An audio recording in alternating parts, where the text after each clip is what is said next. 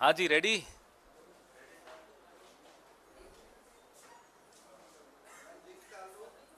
Link डाल दीजिए।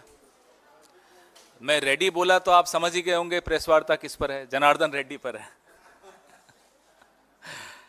प्रधानमंत्री जी, फिर रुक जाऊं?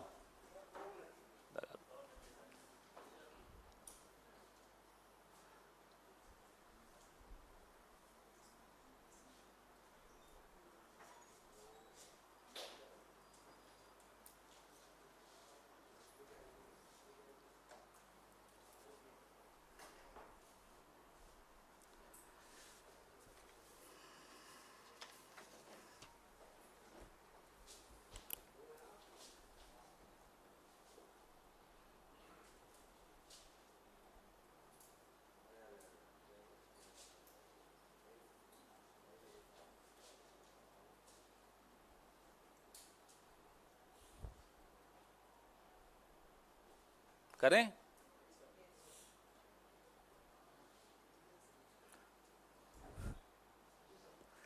प्रधानमंत्री जी अक्सर कहते हैं कि मित्रों, मैं जनता जनार्दन के लिए अपने आप को खपा रहा हूं। जनता के लिए खपते हुए तो नहीं दिखते, जनार्दन के लिए खपते हुए जरूर दिख रहे हैं। उस व्यक्ति का नाम है जनार्दन रेड्डी। और वो जनार्दन जो है, जिसके विषय में आज हम चर्चा कर रहे हैं, भले ही वो 35,000 करोड़ के घपले का आरोपी हो, भले ही उस जनार्दन के खिलाफ सीबीआई समेत 20 मामले लंबित हों, भले ही उस जनार्दन ने भारत के जंगलों और खदानों में अवैध खनन करके उन्हें बर्बाद कर दिया हो, प्रधानमंत्री उस जनार्दन के लिए आपको खपते हुए दिखेंगे। उसका नाम है जनार्दन रेड्डी। अब ये जनार्दन रेड्डी साहब जो हैं, कोई भाजपा वॉशिंग पाउडर के नए ग्राहक तो है नहीं, बड़े पुराने ग्राहक हैं। लेकिन इस हफ्ते फिर से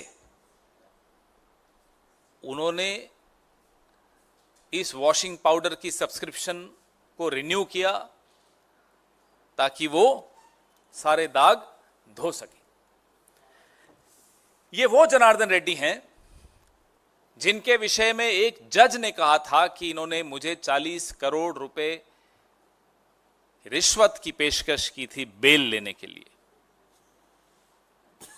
ये वो जनार्दन रेड्डी हैं जिनको न्यायालय ने बेल्लारी से तड़ी पार किया हुआ है।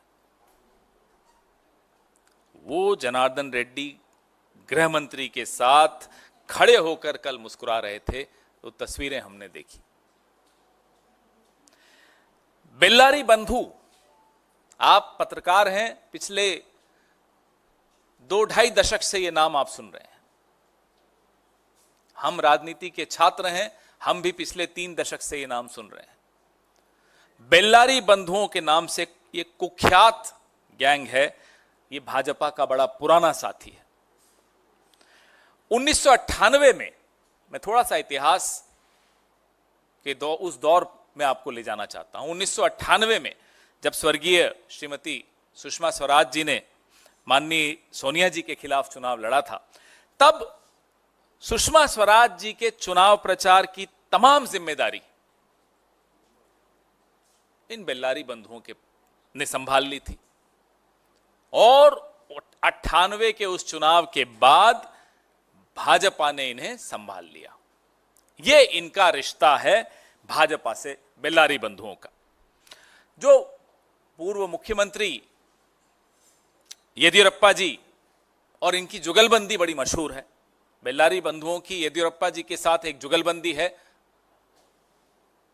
आपने सुनी होगी कई बार।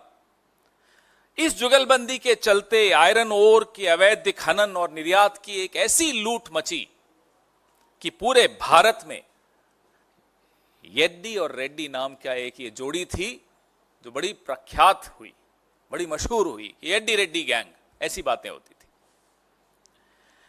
इसमें येदियुरप्पा जी को जेल भी जाना पड़ा। लीपापोती के लिए भाजपा ने उनका इस्तीफा भी लिया। आप सब इस इतिहास से वाकिफ हैं, आपने इन सब पे रिपोर्टिंग की हुई है। और 2011 और 17 के बीच इनकी कई बार गिरफ्तारी भी हुई।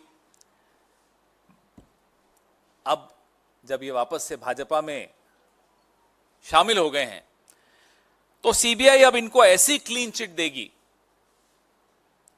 कि उजाला की सफेदी भी इनके सामने फीकी पड़ जाएगी। ये इतना चमकेंगे, अब देखना आप। एक के बाद एक देश भर में 35,000, 70,000, 80,000 करोड़ के घोटालेबाज या कथित आरोपी, जो भी आप कहना चाहें, मोदी जी और भाजपा का वो दामन थाम लेते हैं और साफ हो जाते हैं। ये फिर हो रहा है, इतिहास फिर दोहरा रहा है, हर हफ्ते दोहराता है, हर महीने दोहराता है इतिहास ये वाला।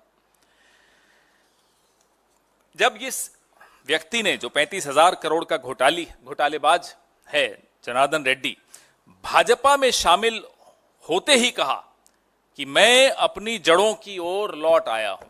अब आप खुद समझ लीजिए कि इस देश में भ्रष्टाचार की जड़ कहां है और कौन है। हम नहीं बोल रहे, ये घोटालेबाज बोल रहा है कि साहब मैं अपनी जड़ों में लौट कर आ गया हूं। इतिहास तो मैंने आपको बताया ही, लेकिन कारण भी समझ लेते हैं कि ये क्या मजबूरी रही है कि ऐसे व्यक्ति को, जो कि कुख्यात है, उसको क्यों शामिल करवाया गया। आपने देखा कि माननीय सर्वोच्च न्यायालय ने इलेक्टोरल बॉन्ड के चंदे पर बैन लगाया, उसको गैर संवैधानिक करार किया, उसको गैर कानूनी करार कर दिया। तो अब यह है भाजपा का plan B. This is the plan B of BJP after the electoral bonds were declared unconstitutional by the Honorable Supreme Court. What is the plan B? The plan B is कि अब सीधा पार्टनरशिप, ऐसे व्यक्तियों को साथ में ले लो जिनसे पैसे लेने हैं, जिनसे पैसे लिए हैं। कोई पर्दादारी मत रखो बीच में, बिल्कुल साथ में मिला दीजिए। खाएंगे, खिलाएंगे और उसके बाद पाचन शक्ति इतनी मजबूत कि वो बंगाल हो, कर्नाटक हो, कहीं के भी घोटालेबाज हो, सब कुछ पचा लिया जाएगा, उन सबको बचा लिया जाएगा। ये कारण है कि ये इस तरह के लोगों को अपने साथ जोड़ रहे हैं। हमारे कुछ सवाल भी हम पूछना चाहेंगे कि तमाम साक्ष्य हैं, लोकायुक्त की रिपोर्ट है, मोदी सरकार के सामने सब कुछ है, फिर भी इस तरह के व्यक्ति के तमाम सीबीआई के केस क्यों बंद किए जाते हैं, क्यों उसको अपने साथ जोड़ लिया जाता है, क्यों मोदी जी और भाजपा जनार्दन रेड्डी को बचाना चाहती है। नंबर 2, क्या यह सच नहीं है कि इनके खिलाफ 20 मामले लंबित हैं? और जैसा कि मैंने कहा, एक जज को 40 करोड़ देने की पेशकश की, फिर भी उनके लिए लाल कालीन क्यों बिछाया जा रहा है भाजपा में शामिल होने के लिए? विपक्ष के नेताओं के लिए तो ईडी, सीबीआई सब, और जिस पर ईडी, सीबीआई है, मामले हैं, फाइलें खुली हुई हैं, केस चल रहे हैं, उनके लिए लाल कालीन क्यों?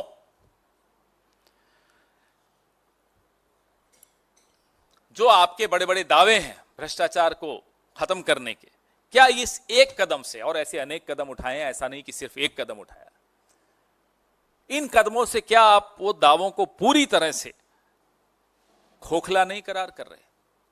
ये हमारे आपसे सवाल है।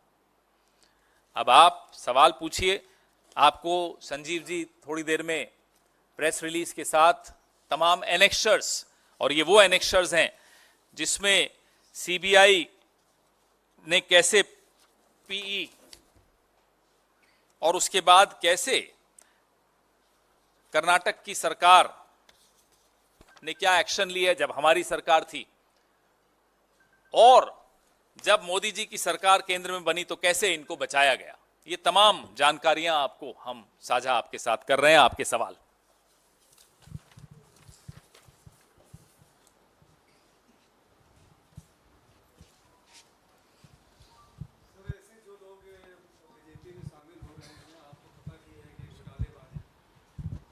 सर मैं आकाश श्रीवास्तव हूँ थर्ड आई वर्ल्ड न्यूज़ से। सर मेरा प्रश्न है कि जो ये लोग शामिल हो रहे हैं और आपको पता है और ये पब्लिक डोमेन में भी है, तो इसको कांग्रेस कितना धारदार बनाएगी इलेक्शन कैंपेन के लिए और अपने पॉलिटिकल ना रणनीति के केवल लिए? कांग्रेस इसको धारदार बनाएगी, कांग्रेस की जब सरकार कर्नाटक में, पिछली सरकार जो कांग्रेस की थी इससे पहले वाली, उसमें हमने मामले दर्ज किए बिना किसी डर के। सिद्धरमैया जी हमारे उस वक्त भी मुख्यमंत्री थे, तो सिर्फ इसको कैंपेन का मुद्दा बनाए हो वो बात नहीं है। हम इस भ्रष्टाचार की जड़ तक गए, साक्ष्य और दस्तावेजों के साथ गए, हमने मामले दर्ज किए और उन मामलों को कमजोर करने का भरसक प्रयास मोदी सरकार ने जब केंद्र में सरकार में आए तब किया, जब राज्य में सरकार में आए तब भी किया, अब फिर हमारी सरकार है, हम इनको छोड़ेंगे नहीं।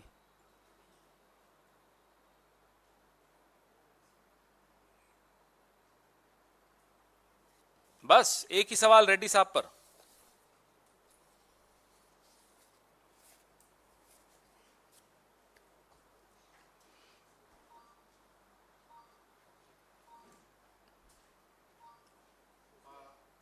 बोलिए बोलिए, माइक दे दीजिए साहब। हाँ नमस्कार, मैं संदीप हूँ वर्तमान न्यूज़पेपर से। जैसे ये जनार्दन रेड्डी है और बंगाल में शुभेंदु अधिकारी है, जो भी जिनके ऊपर आरोप लगते हैं, तो बीजेपी इन लोगों को शामिल जब कर रहा है तो ये तो एक तरीका से कांग्रेस को सुविधा ही पहुंचा रहे हैं, क्योंकि इलेक्शन कैंपेन में आप ये सामने ला सकते हैं। देखिए, इन्हें अभी चिंता है कि इस आने वाले चुनाव में एक तो इलेक्टोरल बॉन्ड्स पे पाबंदी लग गई, एक चिंता उनकी ये है। दूसरा, ये जो साहब हैं जनार्दन रेड्डी साहब, इनके पास भाजपा के कई नेताओं की क्या क्या जानकारियां हैं, ये भी एक चिंता इनको है। कोई मजाक की बात नहीं है कि पिछले विधानसभा चुनाव में इनकी, तब ये एक छोटा सा दल चलाते थे जनार्दन रेड्डी जी, जिस दल का कल विलय किया भाजपा में, 8 सीटें उनको दे दी थी। कुछ दबाव है, कुछ कारण हैं, तो उन दबावों के चलते, उन कारणों के चलते, बिना किसी लोक लाज के भय के ये उनसे अपना विलय कर रहे हैं, उनको अपने परिवार का हिस्सा बना रहे हैं। वो मोदी का परिवार आजकल ट्रेंड चल रहा है ना, ये मोदी का परिवार आपको दिखा रहे हैं। आप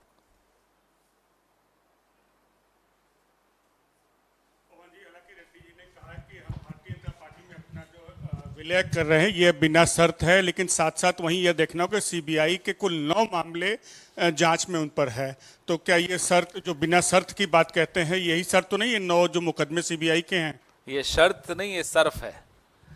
सब कुछ साफ हो जाएगा, देखते जाइए आप। लेकिन हाँ, अब समय कम बचा है।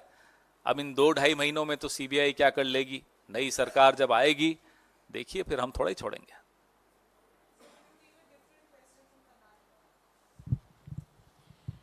So your Lok Sabha candidate from Karnataka, DK Suresh, has, while speaking to CNN News 18, has said that I stand by my statement that we need a separate state, South Indian state, because the focus of this government is mainly on the North Indian states.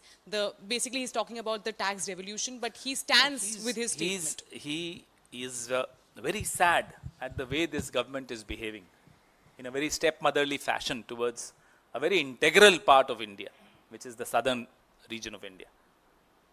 However, his expression we do not agree with, but his sentiment, I understand, it comes from a deeply felt pain for the southern region. This government should ensure that no one in India feels alienated like this. Sir, Pawan ji, Amit Shah ji ने एक बयान दिया है कश्मीर को लेकर। उन्होंने कहा है कि हमारी सरकार दोबारा बनेगी तो हम आसपा हटाने पर विचार करेंगे, फौज को वहां से निकालने पर विचार करेंगे, और जो कानून व्यवस्था है वो जम्मू कश्मीर पुलिस के हवाले कर देंगे। उनसे पूछिए कि जम्मू कश्मीर में चुनाव क्यों नहीं करा पा रहे। एक सवाल पूछ लेंगे ना, तमाम जवाब मिल जाएंगे आपको। अब तक क्यों नहीं हो रहे, कारण क्या है, वो तो कोर्ट का आदेश, उसको छोड़िए। आप क्या कर रहे हैं? पूरी एक फलती फूलती डेमोक्रेसी को उस राज्य में खत्म किया, राज्य का दर्जा छीना, यूनियन टेरिटरी का दर्जा दे दिया। लद्दाख में आज सोनम वांगचुक का अनशन खत्म हो रहा है। 21 दिन का उस भारी बर्फबारी में, ठंड में उन्होंने सड़क पर बिताए 21 दिन 21 रातें। जवाब देना। ये बड़ी बड़ी बातें करना टीवी स्टूडियोज में, कॉन्क्लेव्स में, भाषणों में, रैलियों में, उससे क्या होता है? तथ्य सामने है आपके। क्या कश्मीरी पंडित वापस कश्मीर जा पाए? क्या वहां किसी की भी जिंदगी, आम आदमी की जिंदगी, सुरक्षा बलों की जिंदगी महफूज है, सुरक्षित है? आप नॉर्मलाइजेशन की परिभाषा क्या देंगे? स्थिति सामान्य है, इसको आप परिभाषित कैसे करेंगे? चुनाव हो रहे हैं, जीवन यापन लोग अच्छी तरह से बिना किसी भय के कर पा रहे हैं। वो भले बिहार और यूपी के या देश के अन्य हिस्सों के लोग वहां जाकर काम कर रहे हो, वो हों, या वहां के स्थानीय नागरिक हों, या वहां के सुरक्षा बल हों, सब सुरक्षित महसूस कर रहे हैं क्या? तब आप जाकर कहेंगे ना कि स्थिति सामान्य है। आप चुनाव नहीं करवा पा रहे और फिर आकर बड़ी बड़ी बातें करते हैं, साहब ये कर दूंगा, वो कर दूंगा। ये तो चलो ठीक है, छोटा भाई है, मोटा भाई और बड़ी बात करता है। वो कहता है 2047 में सब ठीक हो जाएगा। अरे भाई, चुनाव तो आप 2024 का लड़ रहे हो, 47 में कहां निकल लिए? वापस आइए। अब तो उनको बुलाते हैं, वापस आइए। पवन सर,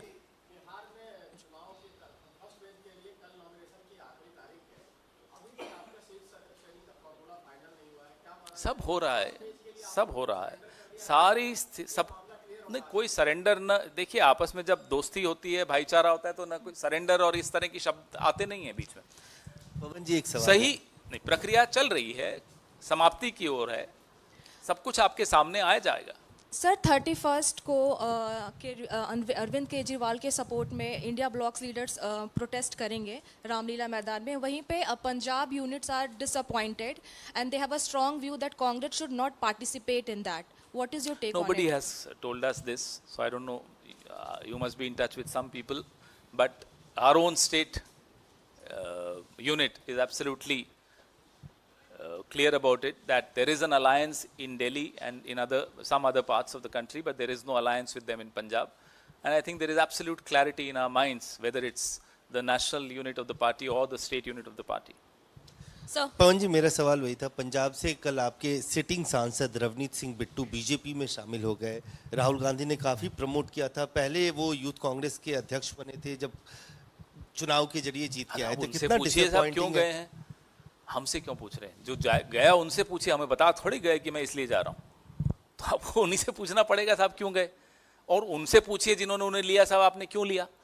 इसमें हम तो कहीं आते नहीं हैं। Sir, Delhi LG, while speaking to Times Now, has said that we won't let the Delhi government to function from jail. We won't let it happen.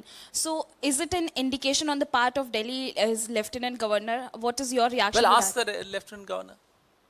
No, But as far as legal luminaries are concerned, they have been very clear about it that he can. Now, whether it's practical, doable or not, but as far as the legal aspect is concerned, I was reading yesterday. 5 or 6 legal luminaries have written about it, and they feel that it's permissible under the law. So if there is a settled law which doesn't have any problem with this arrangement, then I don't know why the Honorable LG is saying what he's saying. So ask him. चलाना चाहिए या नहीं एक अलग मुद्दा है, चला सकते हैं या नहीं एक अलग मुद्दा है। तो वो कानूनी रूप से जो कानून के विशेषज्ञ हैं वो कह रहे हैं चला सकते हैं। गई थी कल शाम मिलने के लिए। आज उन्होंने, अभी इस वक्त वो प्रेस कॉन्फ्रेंस कर रही हैं। उनका कहना है कि शराब घोटाले में पैसा कहाँ गया, इसका खुलासा कल अरविंद केजरीवाल अदालत के सामने करेंगे। ठीक है, तो आने दीजिए, उसके बाद इस पर चर्चा करेंगे। और अब पत्नी अपने पति से मिलने जाएंगी ईडी में, उसमें तो कोई सवाल बनता नहीं है। और कल जरूर उसका सवाल जो खुलासा करेंगे उस पर फिर चर्चा करेंगे हम। खेड़ा जी, केजरीवाल पे जो आरोप हैं और उसकी जो जांच पड़ताल चल रही है, उसके बाद मामला अदालत में भी गया था और उसके बाद वहाँ पर भी उनको राहत नहीं मिली। जिस तरीके से ये आरोप पहले भी लगते रहे और खुद कांग्रेस के नेताओं ने प्रेस कॉन्फ्रेंस भी की, यहाँ इस मंच पर भी हमने देखा जो बाकायदा आंकड़े दिए गए थे शराब घोटाले को लेकर, कथित तौर पर वो आरोप लगाए गए थे। अब बीजेपी ये कह रही है कि उन आरोपों का क्या हुआ, ये पहले से ही मामले चल रहे थे, देखिए हम अब तो क्यों क्लीन चिट दे हमने रहे हैं? कभी ये बोला नहीं कि जांच नहीं होनी चाहिए, ना अरविंद केजरीवाल ने कभी बोला कि जांच नहीं होनी चाहिए, लेकिन जांच एजेंसियों पर अगर भरोसा ही नहीं कर पाए तो फिर जांच कौन करेगा? चुनाव से ठीक पहले आप गिरफ्तारी कर रहे हैं तो फिर हमारा वो संशय कि जांच एजेंसियों पर अब हम भरोसा नहीं कर पा रहे हैं, वो संशय सही साबित हो रहा है। जांच से कभी किसी को कोई परहेज नहीं है। हम पर आरोप लगे, हमारे नेताओं ने 50-50, 55-55 घंटे जांच झेली है। जांच से ना अरविंद केजरीवाल को आपत्ति है, ना किसी और को आपत्ति है, लेकिन जांच एजेंसीज क्या सही काम निष्पक्ष तरीके से कर पा रही हैं बिना कठपुतली बने? इसका जवाब हम सबको मिल चुका है। वो सोरेन साहब की गिरफ्तारी में मिला हो, वो इनकम टैक्स की जो हमारी खातों पर कार्रवाई हुई उसमें मिला हो, वो अरविंद केजरीवाल की गिरफ्तारी में मिला हो, तमाम जवाब आपके सामने है। जो हमारा संशय और हमारा शक था जांच एजेंसियों पर, वो सही साबित हो रहा है। माइक दीजिए भाई। निर्मला जी के पति ने एक बयान दिया है कि सबसे बड़ा विश्व का घोटाला कोई है तो वो इलेक्टोरल बॉन्ड है। बिल्कुल मैं सहमत हूं। मैं अभी देख रहा था अभी आते हुए उनका वीडियो। वो काबिल व्यक्ति हैं, समझदार व्यक्ति हैं, और उनके विचार देश में कई लोग हिमायती हैं उनके विचारों के। मैं भी उनमें से एक हूं। तो सुना उनकी बात और बिल्कुल मैं सहमत हूं उनसे। ये बहुत बड़ा घोटाला है। जो प्रभाकर साहब कह रहे हैं वो सही कह रहे हैं।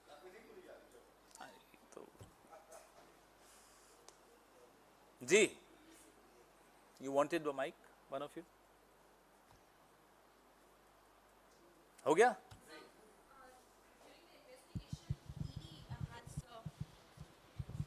ED has informed that 2 phones have been found from Arvind Kejriwal's residence, but he is not ready to share the password, and because it is very much important to investigate into this entire matter, but he is not cooperating in that manner. So what's your reaction to that? As I said, why would anyone trust these agencies with your phones or with anyone?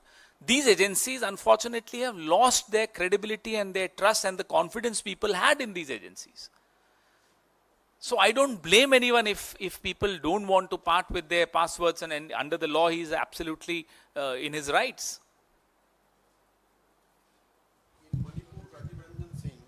In Manipur, Rajiv Ranjan Singh to Uttar Pradesh Pilibhit, Varun Gandhi, जिसने Modi government के खिलाफ कुछ भी बयान दिया है, उन लोगों को टिकट काट दिया है। इसका ऊपर आपका रिएक्शन? और सेकंड है ममता बनर्जी के खिलाफ बंगाल का BJP candidate and farmer BJP state president Dilip Ghosh ने कुछ उल्टा बयान दिया। टिप्पणी की। इस तरह की टिप्पणियां नहीं करनी चाहिए। राजनीति में एक शुचिता का एक स्थान हमेशा रहना चाहिए।